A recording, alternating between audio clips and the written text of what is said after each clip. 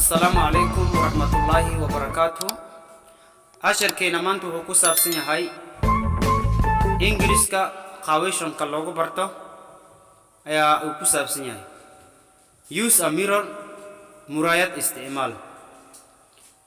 لمبر كوكوات you can be one نقون كرتا your best helper. قفك is away or si wanaksan isku away or mise waxa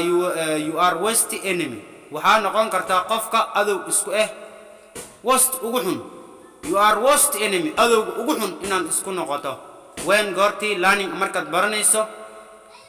to speak ku hadalka fluently si fasiha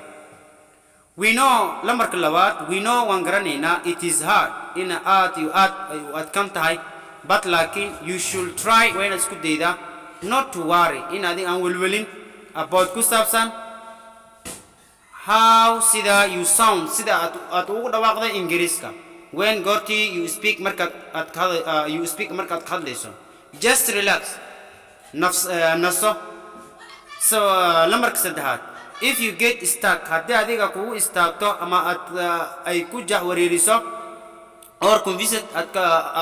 ka wareerto you just take qaado a big breath neef qaado and iyo start over below speak slower si tartiib u hadal if you have to haddii aad awoodi karto take time waqti qaado to pause at ku istaajiso and think fikir about your next sentence jumladaadu xigta do whatever wax walba sameey it takes a kuu qaadato to become at ku noqoto more comfortable qof kalsooni iska qaba with speaking ku hadalka ingiriiska take time waqti qaado to pause at ku istaajiso and think ka fikir about ku saabsan your next sentence jilmadaada xigta do sameey whatever it takes wax walba kuu qaadato to become at ku noqoto more comfortable with the speaking to become at ugu noqoto more comfortable qof kalsooni iska qaba with speaking English ka ku hadalkiisa. Assalamu alaikum wa rahmatullahi wa barakatuh. Wa idin salaamay